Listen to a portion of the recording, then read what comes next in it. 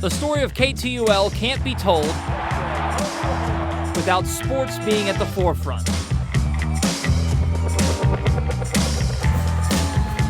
Preview of the state high school football. Our 70-year history covered in triumphs, titles, and trophies. Our story itself literally beginning with sports. September 18th, 1954, the first program aired on News Channel 8, a football game. The number 2 Oklahoma Sooners beating 12th-ranked Cal 27-13 in Berkeley, right in the middle of Bud Wilkinson's historic winning streak.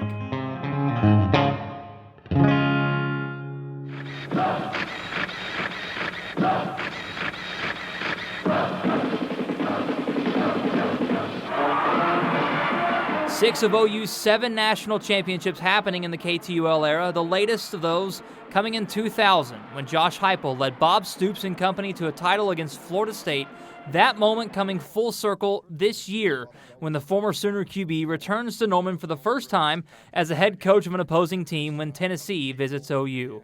We've watched Bedlam grow into a nationally respected rivalry, with the Cowboys pulling off thrilling upsets, or OU using the game as a springboard on a national championship run. That's McCanty, got a step on his man Harmon. Nice speed.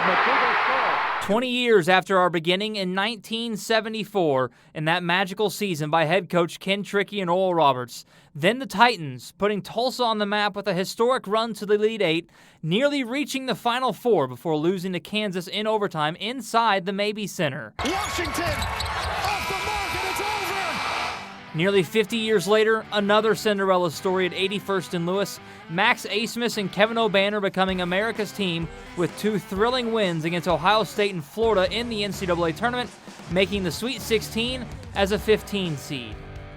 And just last year, a trip to Omaha and the College World Series by the Golden Eagle baseball program, their first since 1978.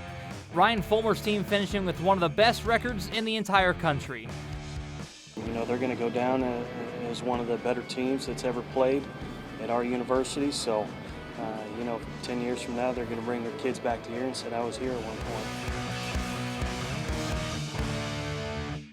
And what about the Golden Hurricane, the little D1 school at 11th and Harvard, but known for legends of the game like wide receiver Steve Largent, or college basketball coaching royalty with names like Tubby Smith, Nolan Richardson, and Bill Self, who led TU to an Elite Eight in 2000. Let us be the one.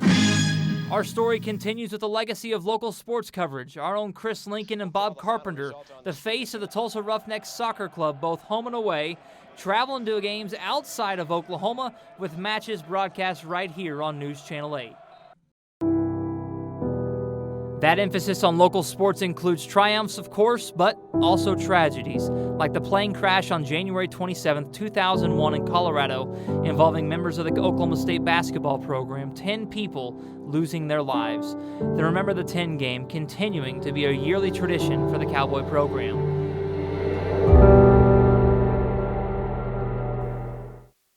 We've seen Tulsa become a coveted city to host big-time sporting events, including one of golf's great tests at Southern Hills Country Club.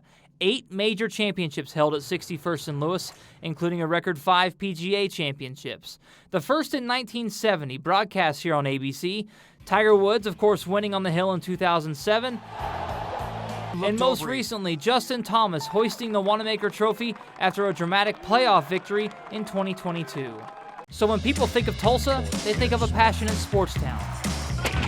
And when people think about the history of KTUL, our legacy and tradition of covering those sports, no doubt goes unnoticed.